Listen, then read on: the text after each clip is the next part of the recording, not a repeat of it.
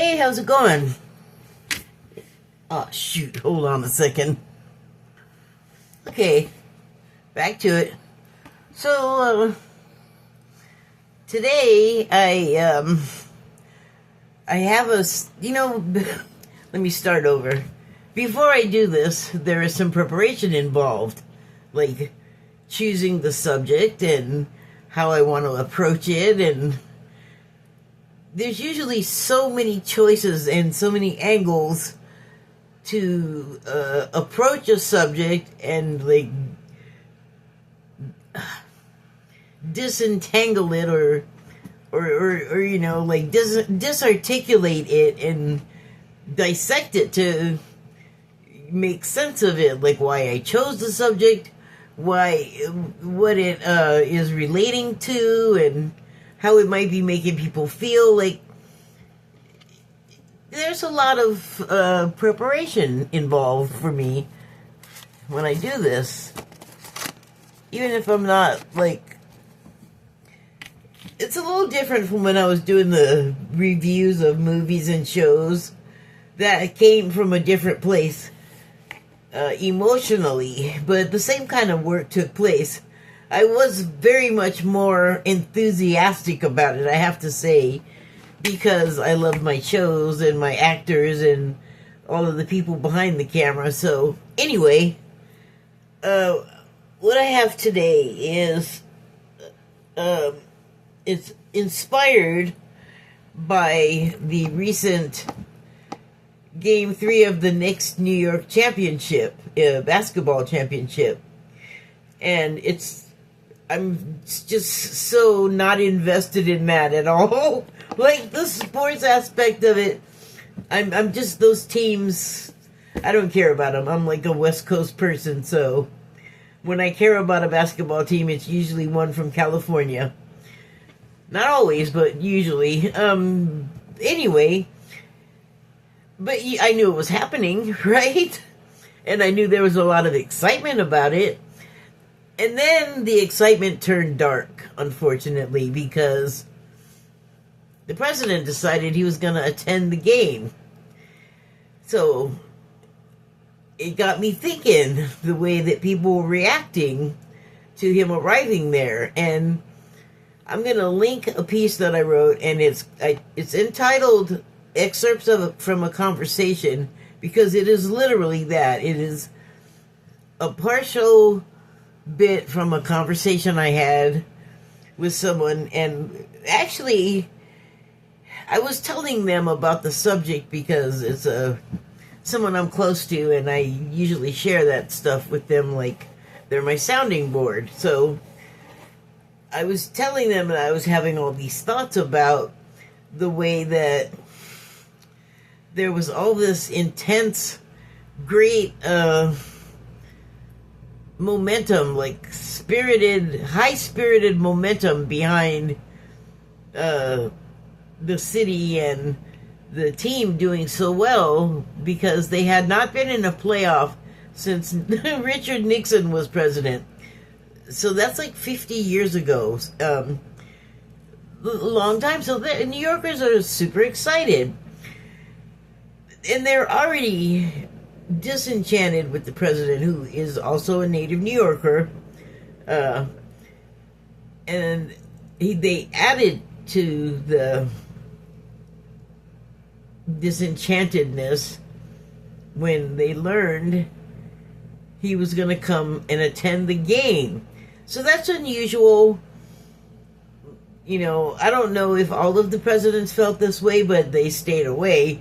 Barack Obama actually said that he wasn't going to go and ruin everybody else's good time.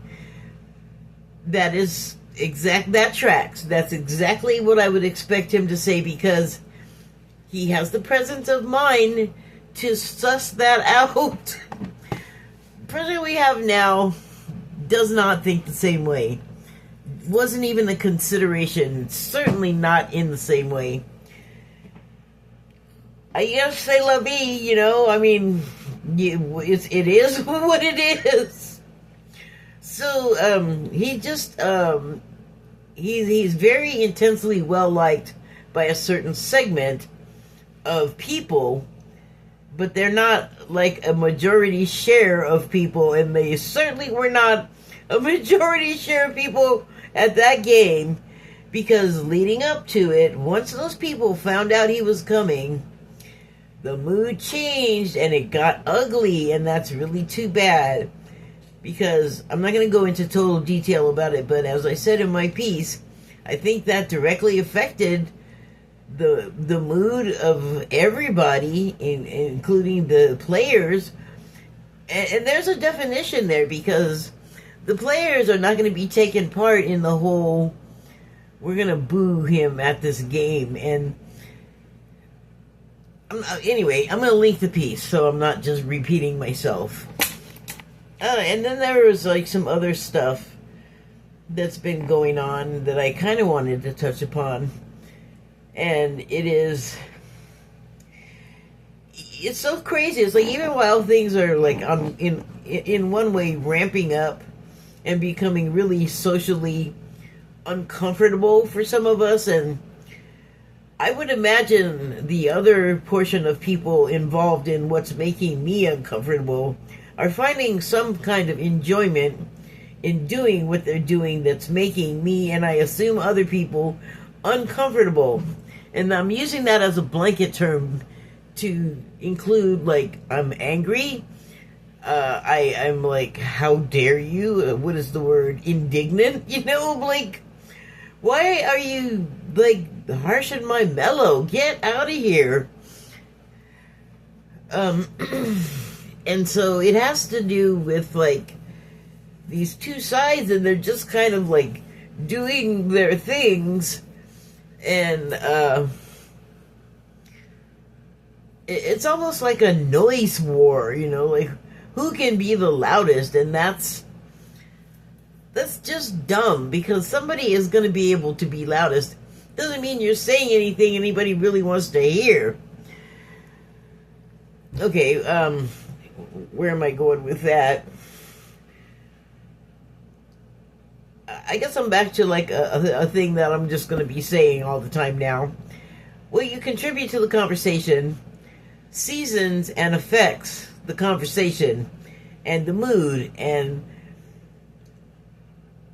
you're not just bouncing stuff off of people. Some people are like absorbing and taking note and like tucking away what you just said. Like, what did you just say? Did you really just say that?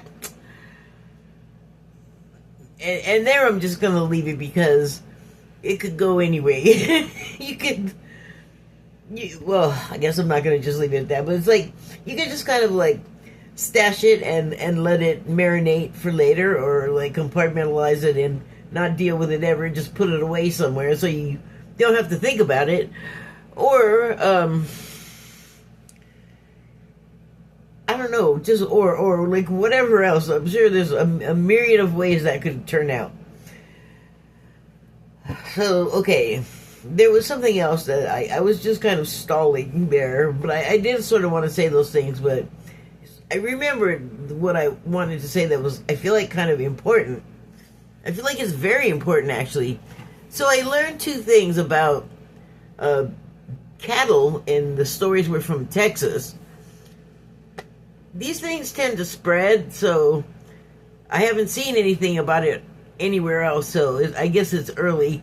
And maybe it won't spread, but boy, this is not the best climate for like FDA, CDC kind of stuff to be responsible and actually useful and helpful.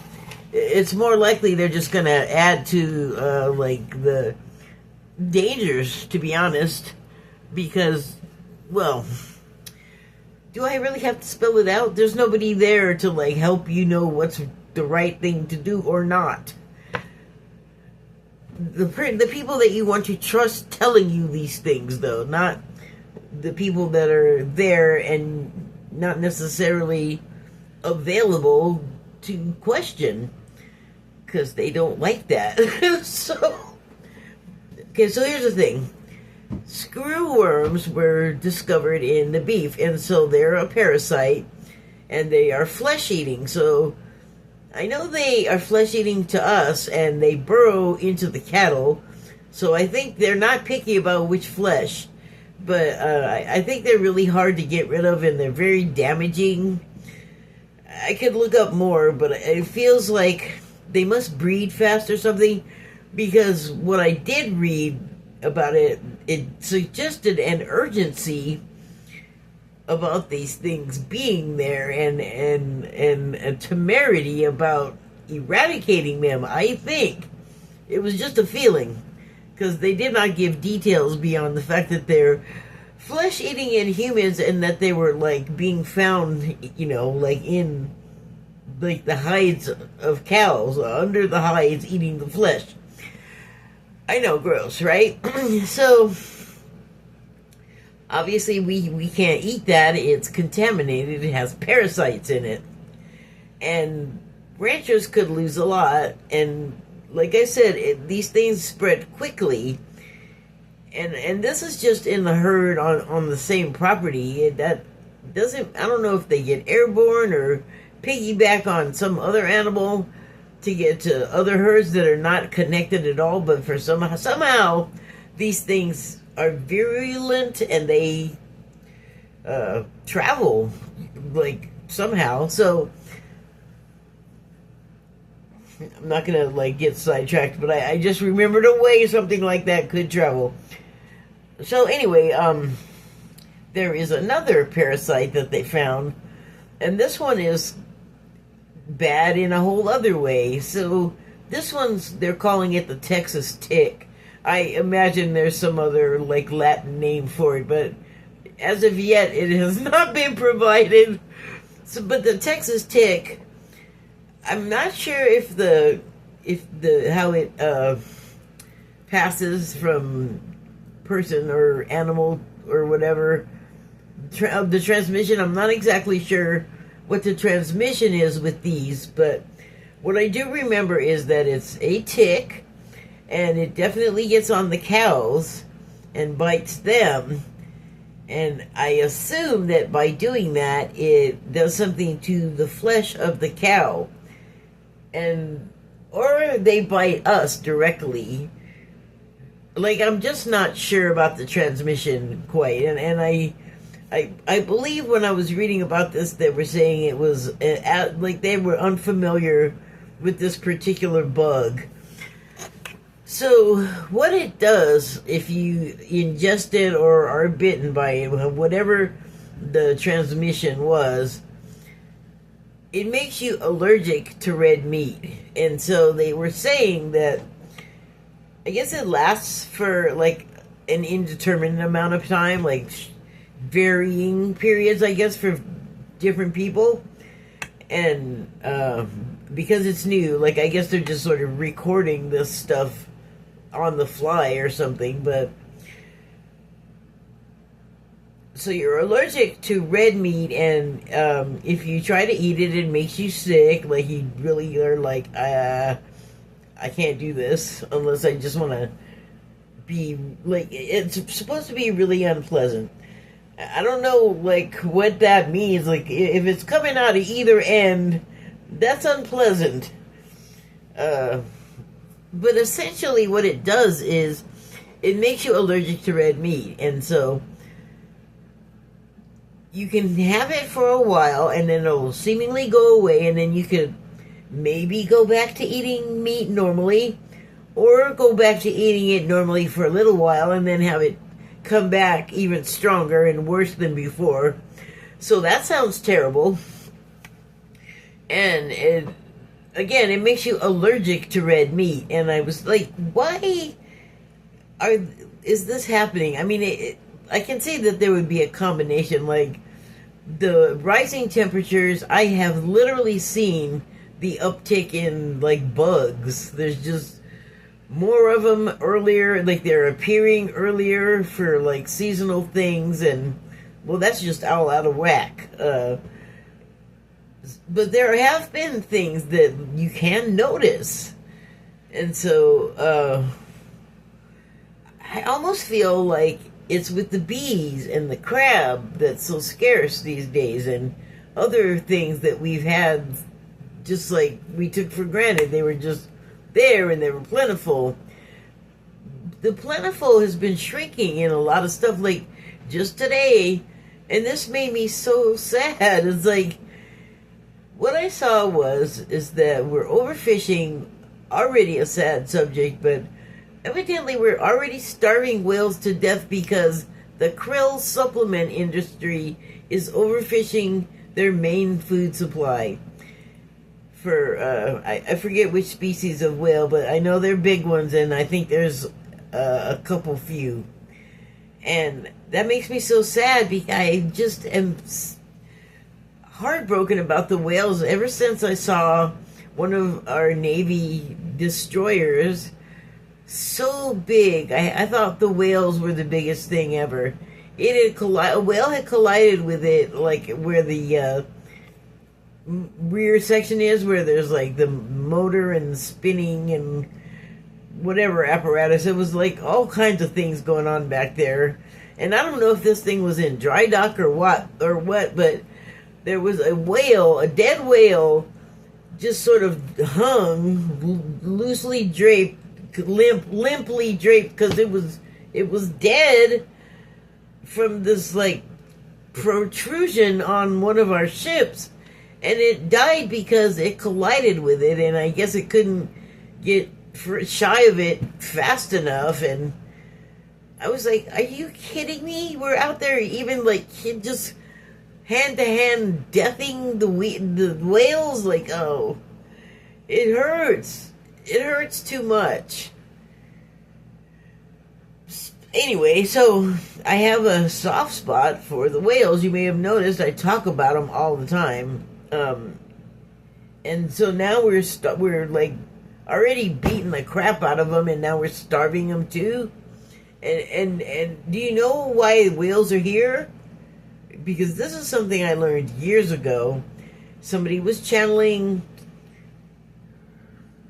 I think, Palladians, and what they were talking about was how, like, humans were sort of developed here to our more or less current form, but we existed previously in a different form. Maybe we weren't quite humans yet, like, that maybe was something yet to be, but I don't know, because evidently early in our development,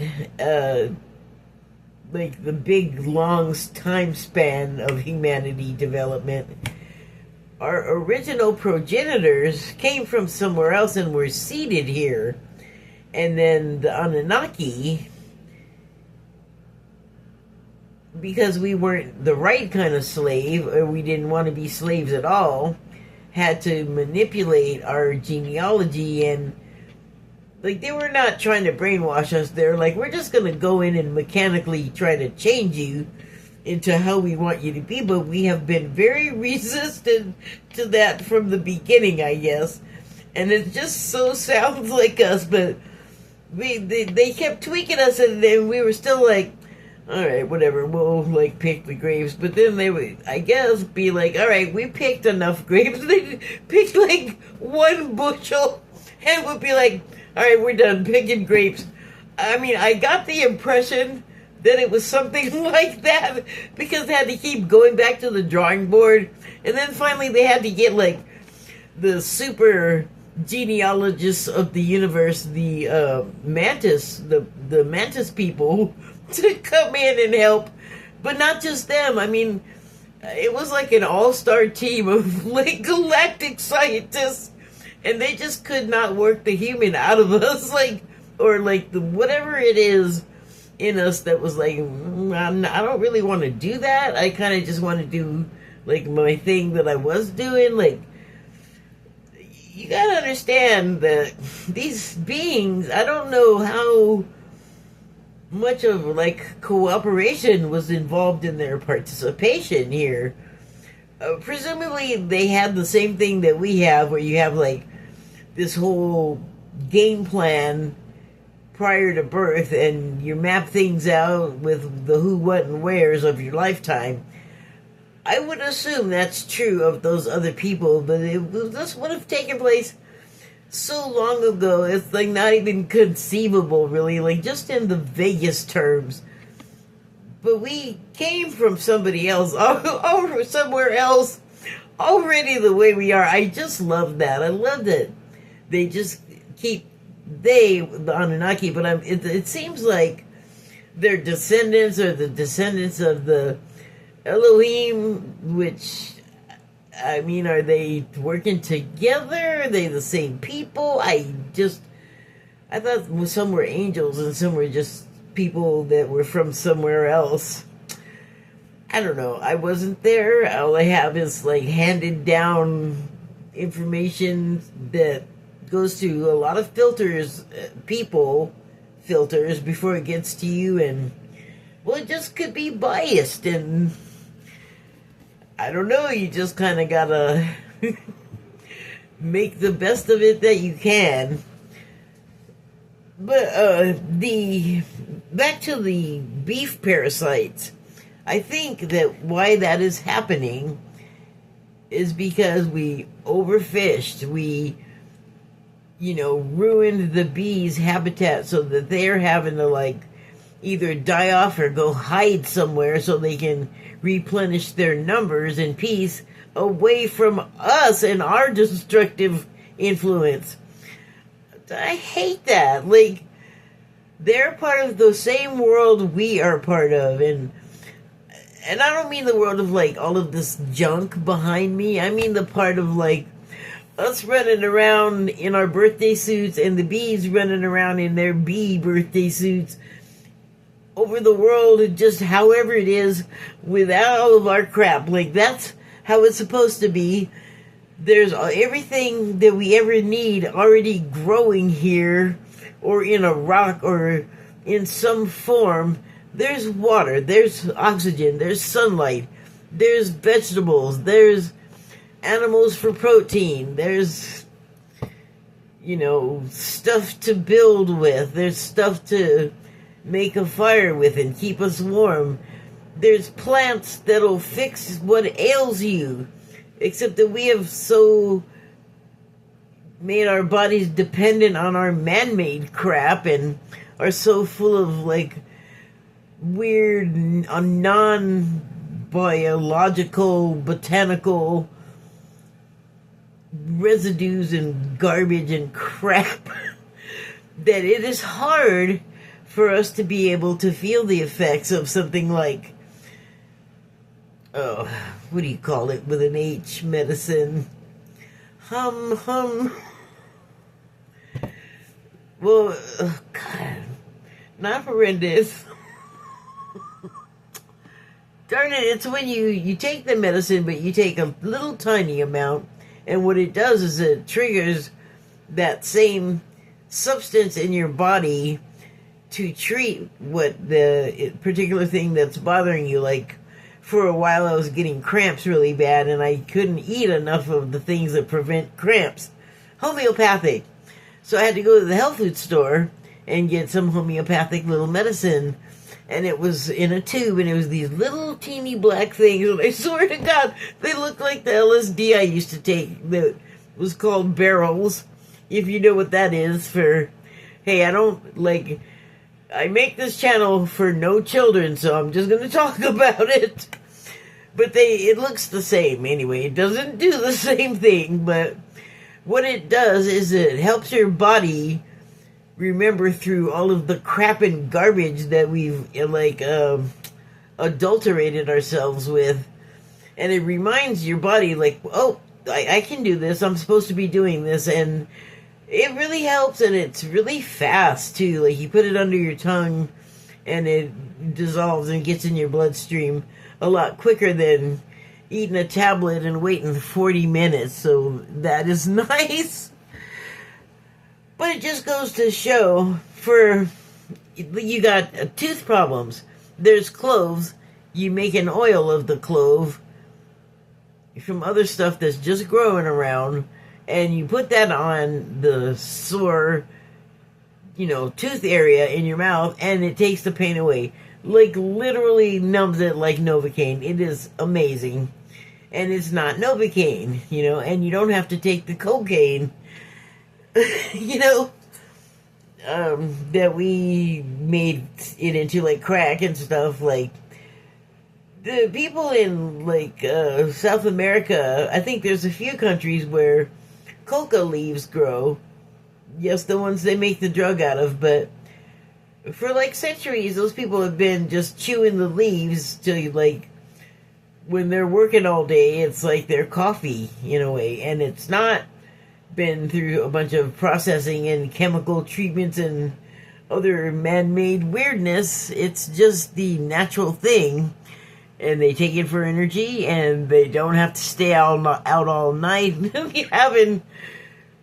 I guess I don't want to like say the stuff that you do when you're on a stimulant and you're out all night, and let's say you add alcohol to the party. Can you extrapolate from there what I'm saying?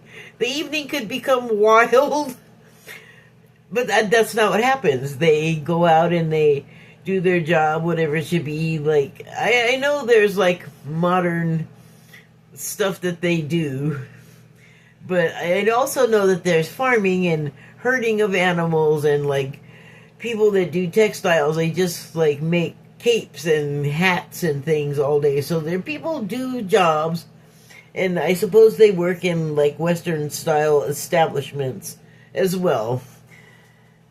And so they have their leaves. I don't think they're having like a whole tree's worth. They're not like decimating forests for this stuff. And they're just like using it in moderation as needed. They're not going nuts with it. And that's when the whole circle of life works. When you don't overfish and starve out a whole other like limb of the life tree thing. Like, I wish that people cared more about this stuff and understood, like, it's not just, I mean, whatever I'm saying to convey the message, it might be like silly or couched in some kind of thing to make it more palatable or to catch your attention more, like make it look animated like a cartoon or like whatever, obviously I'm not doing the visual thing. You're just getting the auditory version, but you get my meaning. And stomach problems, there's something you can take for that in nature. There's some plant that you can make a tea of, or a poultice, or a tincture, or weave it into fabric, or make paper out of it, or like it's all already there. And so we're having a real cognitive dissonance with that as a like group of beings inhabiting the planet, because we have gotten so like brainwashed into the idea that it's a bad idea to use all of those things that are available to us for the reasons of keeping us healthy and happy, and instead make pale imitations of those things that are not as effective and have more side effects that hurt you than actually doing the thing to help you that you took it for. And all so that they can have control of that, I guess, like control of our health, and make us forget that there's a way to deal with all of our health problems that are not going to do the same things that are hurtful and harmful and make you have more health problems like the man-made drugs do. That was convoluted. Did you get it? I hope you got it. And so, to make stuff to sell to us, like they built this kooky framework, like nature already took care of everything, but we want to be powerful and like make a thing, make a world, make the, framework for it and all of every article in it. Which is, it's so funny because it's like, just recently I learned like what the demiurge is. I think I've heard of the demiurge all my life, but I didn't put it together really that what I'd seen that was Yaldabaoth, the name of the demiurge being entity, I didn't put together that those were like those two things were the same thing. But now whenever I think of it, because what it is like an a byproduct of a thought, a misgiven thought by I think she was an Aeon, but Sophia, wisdom. But wisdom, I guess, can't just operate on its own.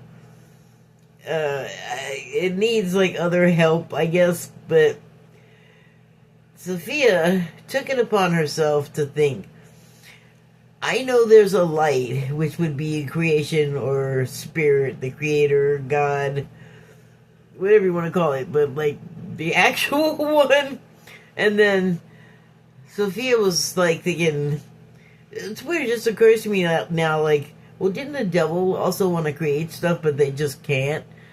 Anyway, she thought to create and was missing part of what you need for a creation to be created, I guess, to come into being.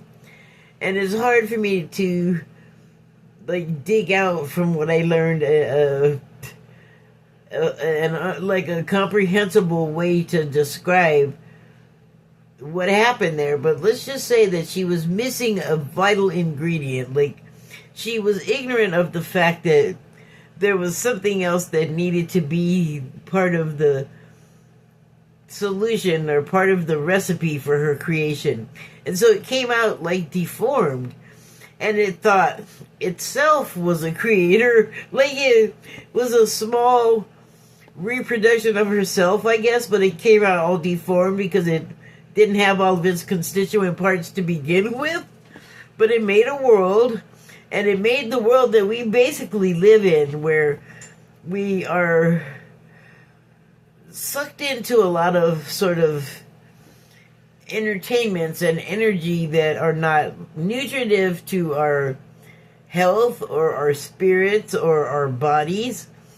And we are deeply attached to things that are barely based in reality, that are barely useful except to cause a distraction for us and to give us things to be attached to and to attach an importance to that they don't deserve, rather than observing the important things that are just there all around us to help us understand, to help us. It's just like I was saying with like the medicinals.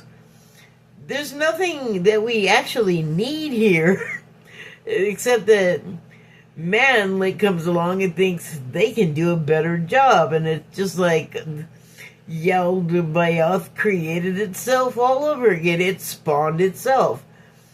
But like once you kind of have an idea like, oh, that's what's happening, then you're able to like start breaking free of it. And hopefully, once you have that realization, I feel like I mean, just because this is what I would do doesn't necessarily mean everybody else would this. So that's why I'm prefacing this. But I can't imagine that once you know that, like, wait, everything is BS, everything is scripted, everything is unreal, everything is like just trolling me. Kinda, that's kind of how it is. But like in the piece, you can take it that way, and you can go pretty far with it. But you can take that same energy and go in a completely other, better direction. Something less negative and less destructive and less soul-sucking and determined to pull you away from the knowledge that, like, this is just an imitation of what is and what is the entirety of everything, and the information about that has just been like we just didn't learn it for various reasons. It was kept away from us, or it was like ill learned to be taught to us again. So it's just not right. Like it just doesn't have that vital basic ingredient. And in the case that I'm talking about right this second, I think that what's in its place, in the vital ingredient's place, is ignorance. And it's so hard to get past it and through it and realize that this is not all right, this is wrong. But we just are not perceiving those things, those hints, those clues that let us in on the reality of the thing. So, okay, I went way far. Where was I? Well, I don't know. I feel like I unlocked something, even though it seems like the more I think about it and talk about it, I'm just opening more boxes to get in. But when I think of a box, it's paper. So, eventually it's going to start behaving like that. Even if you have to repeat things in your life, relationships, or whatever thing that you just can't seem to stop repeating, that you don't actually want to keep doing. For one thing, like, that's happening for a reason, and it's tedious, and I guess makes you anxious, and you want to move on to the next thing. But if you're not doing that, then you're just not ready yet. Like, the reason the thing is repeating is because you're learning something, but you didn't quite get the thing you needed, that vital ingredient, to move on. So, I guess we make boxes if we're aware of the Matrix. Like, as I think the Matrix actually got a lot of sort of cult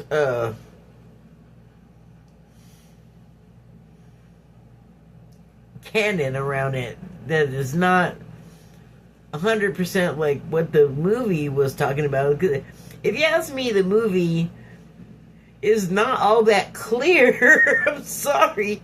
There's been a lot of talk and a lot of like reactions and I guess dissections of the movie,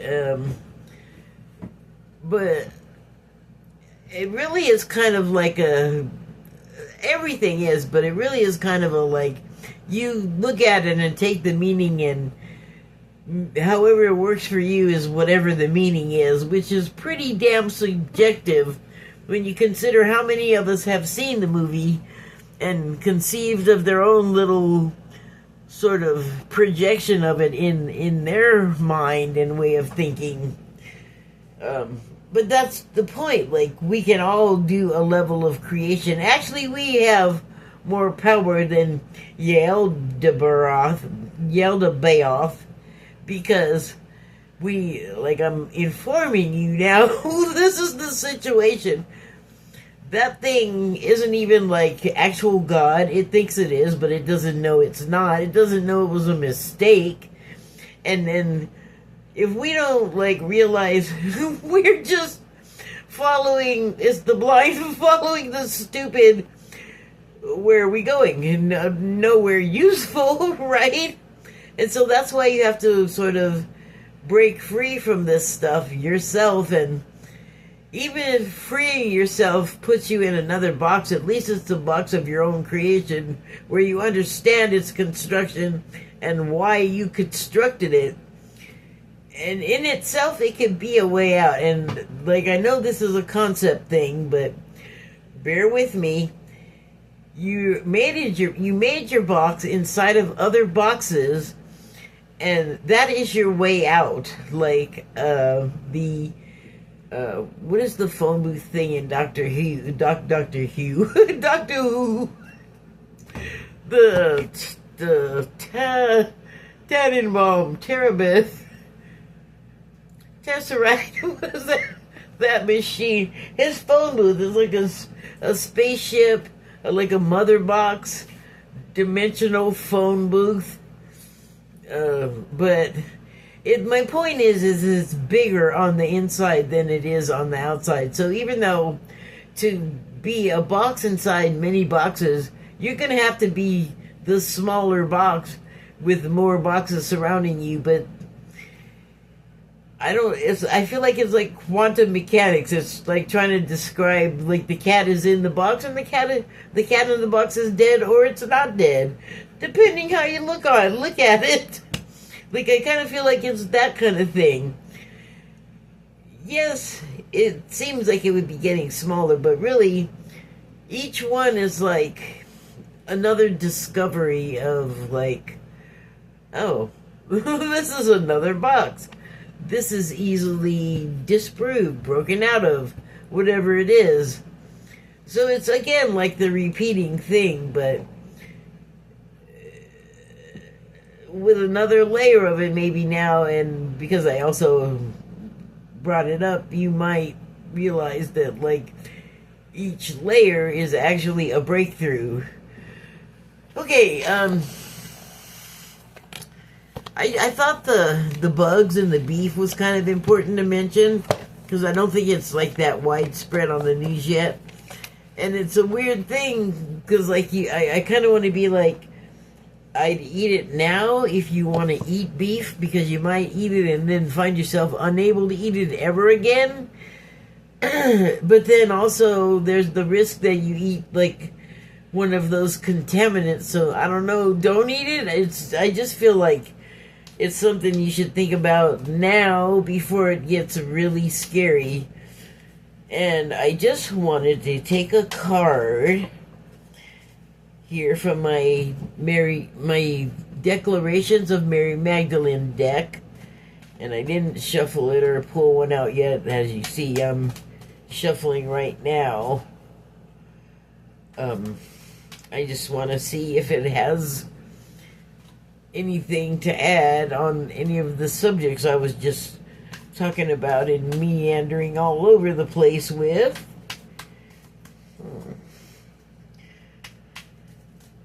See, this is why I usually don't do this on camera, because sometimes it's pretty quick that I know the card or cards that I'm supposed to use came out, and now it's just kind of like, no, you can just sit there and shuffle for a few.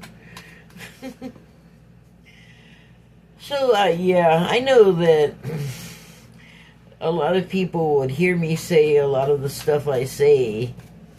Like, I mean, I really feel like it can be as simple, like, alleviating a lot of the problems we have and with each other can be as simple as just, like, giving each other a break, or deciding one day, like, just let it go, like, just don't say it. Like, whatever the thing is you're gonna say, you know, like, if you're a Chud the Builder type, where you just feel like you need to come up and say, and you know it's going to be provocative, and you know it's going to be insulting, but you can get away with it with a relative amount of safety, that you're not going to have any problems and get in trouble for doing it. But if the person you're doing it to tries to have a complaint or something, they may be in trouble, so that sucks. And we can certainly use fewer people like that. I know that I don't need anybody else getting mad at me for something that I don't know. Why are you mad at me? And then in the middle of it talking about, you're a nigger, like I don't have a mirror and I didn't grow up in America. Like, duh. So I feel like I can take that pretty well and not get too upset by it. But if you can't take it too well, or you're just not used to that or ready for it or whatever, it's gonna not affect you in the, you know, it's not gonna be fun. It's not gonna affect you in the best possible way. It provides you with an opportunity to put yourself in that vibe that, yes, I know. Thank you for reinforcing that for me. Have a nice day, Caucasian person. Scoot, scoot now. Your work is done. But see, like, things might not go that way in reality, and it's much more serious. It can be. I'm just saying, there's always something for you to prepare yourself for when you're out in the wild interacting with other humans. Okay, so I got a card. It's number 23, which is angel number. As in, angels are sending you a message, having an effect on your life somehow. Okay, so the card reads, "Thou shalt not know thy divine self when thou let thyself be detained in the false perception of materialism." Well, materialism I would call an umbrella term for wealth and prosperity. But in this case, it is talking about it where it's in the vein of greediness and, lack of empathy for the consequences of the actions that it does on people affected. And it almost always is going to affect somebody when the pursuit of wealth is so important that you'll seek it at the cost, at any cost, at the cost of other people. Like, you don't care as long as you get your bag, and, they got sick, they died, they lost everything, not my problem. Well, kind of is. Like, you may not be ready to perceive that in the moment, but eventually it's going to penetrate, because if that's your attitude now, and I'm picturing a younger person who doesn't yet understand how if you pull a rubber band and let go of it, it's going to come back and snap back at you. And it might not be a pleasant experience, and you can't blame anybody because you did it to yourself.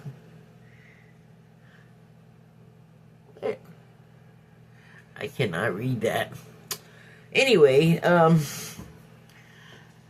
so you tend to be that way when you're younger and you're like out to make it in the world, and growing up in the country of capitalism where it's devolved into such a thing that it's like a cult religion, and with everything that goes along with that, like sacrifices and hierarchies that are crooked and like immoral and all, like none of the good stuff, like none of the more you pursue things and stuff, it becomes more of the things and stuff attached to those things, and you start to infringe on stuff and things and people that are not you and yours. And it's like, you have to, like, at some point be content with what you have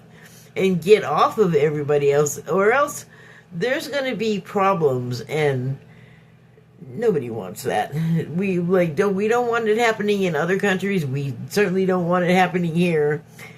And so it's like, it's almost, or I guess it is a type of addiction, but I was going to say it's like when I've seen the people that all my life, my adult life, I've seen heroin addicts, and they change when they go from being a person that was not addicted to it to the person that is so addicted to it that it like becomes their life, and all they do is do whatever they gotta do to get the money to get some, and then go find it, and then go find a place to do it, and hopefully they don't die, and then wake up the next day, and then you gotta do the whole thing again.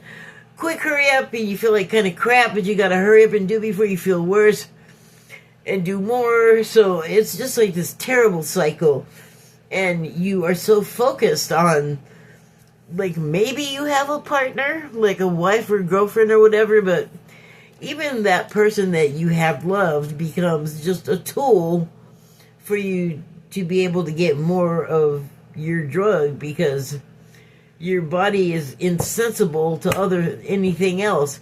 And that other person, by the way, is very likely in that same boat with you where, you both of you might kick each other over the side if the other one is too weak to defend themselves so they can have more of the drugs. You know what I'm saying? So that's like a material pursuit in one way, but it's all encompassing. And I feel like capitalism is manifesting and mutating into something very like what I just described, the two junkies in the rowboat. And that's what I feel like the pursuit of materialism does for you. But it's like a false perception, like it says here, because you get it, and the whole reason for getting it, like along the way, you harm other people and you do like terrible things and remove many points from your scoreboard. Like you revert. You're not getting ahead. Like you may feel like you have a bunch of stuff, but it's sterile and empty and soulless because it's mass-produced, man-made junk. It's not real interaction with people.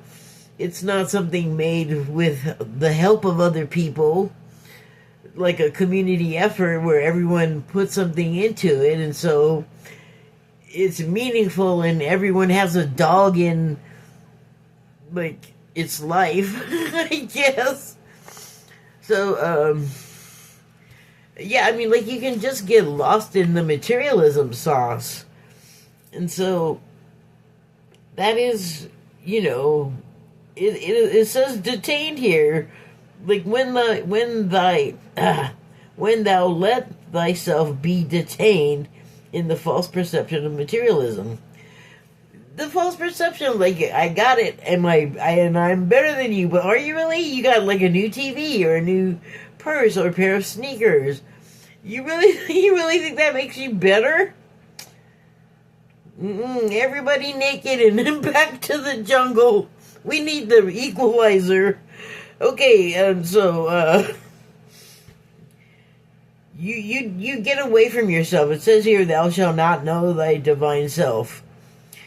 You get away from the reality that you had, like, before you were the heroin addict, before everything about you changed, and it became all about you in such a way that you will lie, steal, cheat, rob to get that thing, whatever the material item is. And it doesn't matter who, what, where, and why, aside from you're getting that thing. And while you're not paying attention to all of that, like, people could be hurt in, very bad ways that you, in a way, bear some responsibility for. Because when we hurt other people, we hurt ourselves, and it doesn't always become apparent immediately. But at some point, the lesson is brought home to us. This has given us an opportunity to sort of see this and, like, sort of get in front of it. Sort of alter the record before it becomes a part of the permanent record. The Akashic record is what I'm talking about. Thank you and good night.